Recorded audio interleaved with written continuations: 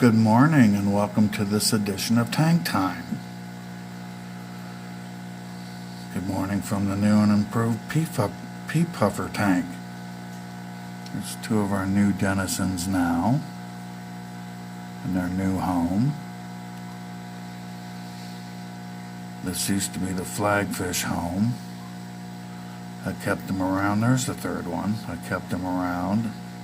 They did a wonderful job cleaning all the fluffy red algae that was just taking over everything. You can see the dragon rock there now.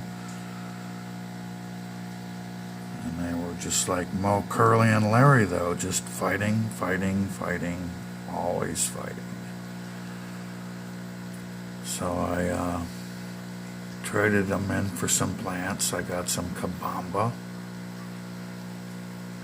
And I got some val. And I got some more cryptocorns. And I have some sand left over from my two brackish that I put back there for mainly the kabamba. There's a little Mario in there too. Mariophila. Just a little bit more of a root hold for the plants.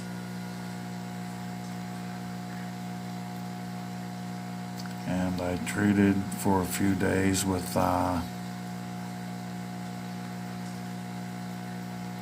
Chemiclean on their tank while I quarantined these new plants at a higher heat. And I did a quick quarantine on them. And I couldn't wait to get these guys in here so I could just get to work on that other tank because it was a hot mess. As you can see, this turned out great and they love it. There she is. And the two guys are just hanging out in the Vallisneria back there.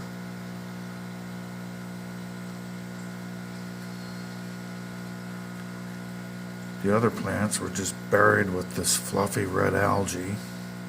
Couldn't see these anubias or these cryptocorns in the foreground. There's a little tiny anubias nana up there above the larger one in the foreground. Added some crystals, quartz crystals. And she's just buzzing around.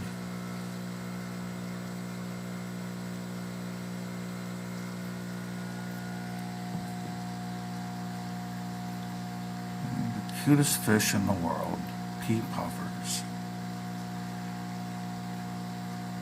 Just adorable.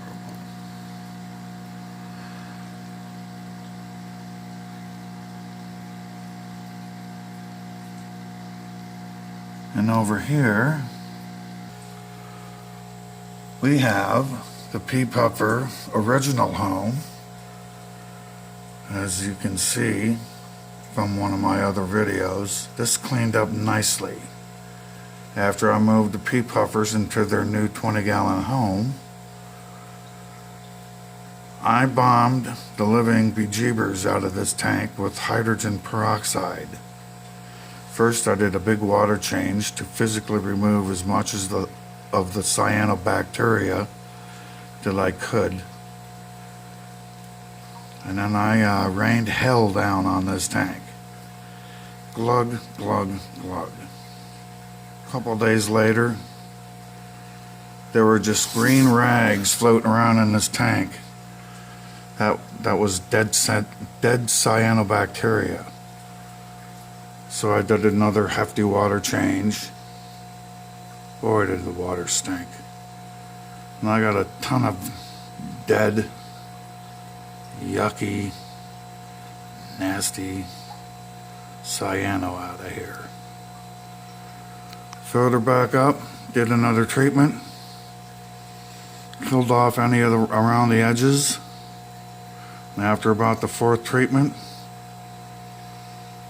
the plants are still around. I brought in this new broadleaf Sagittaria for the last treatment. I didn't like the treatment too much. But these two aroids, yeah, they're pretty tough. Cryptocorans and Anubii are fairly tough, and there's another Nana in here. I really like those. So this tank is basically ready. I have to apologize, there's a little glare from a lamp back there I didn't think of. This tank is ready ready to be a quarantine tank, and it's ready for incoming. I think I'm going to try peacock gudgeon gobies. I might even just make this their species tank and keep them in here. Over here is the big tank, the little flaming arrow goby front and center. Danios and Tetras and Alive-O, the way it ought to be. There's Farluella hanging out. There's the other one. It came out for biscuit time.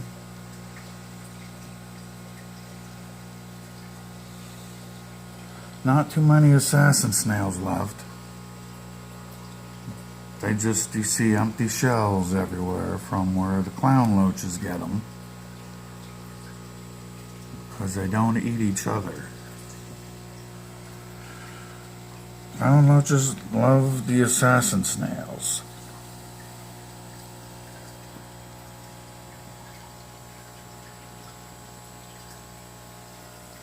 There's one of those lovely little ghost shrimp that I like so much. They just kind of cruise along.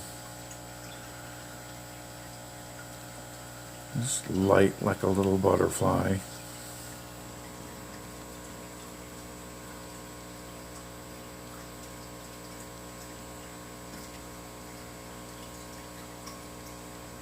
One of nature's more gossamer little critters. And over here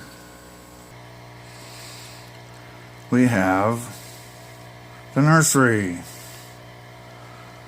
I recently traded in the third batch of fry, and this is the fourth and final batch.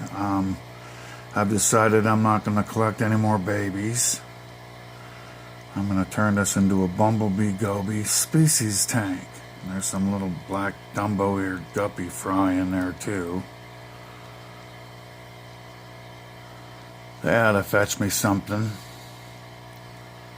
These are nice creamsicle mollies, sailfin mollies. Here's a little dark one in here that's the spitting image of the dad. Here he comes. Where'd he go? That's a guppy. There he is. He was very, very black when I first saw him. And I thought he might be a lyre tail. And now I can't get him to focus. But as he got a little older, as you see, he's lightening up and he's getting spots. He's looking more like a Dalmatian. So he's part of this group here. He's part of these blondies. The big blonde sailfin that I have in there had these. And of course, these little black guppies are from a female black Dumbo that I had. I think my brackish tank is a little too salty for guppies.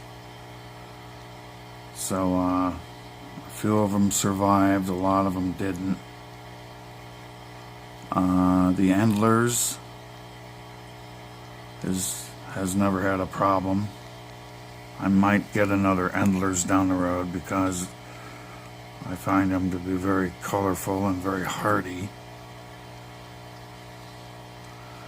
And that's about it for this edition of Tank Time. I have one more tank, but it's unavailable at this time because I can't get into the bedroom. So, until then, I will see you then.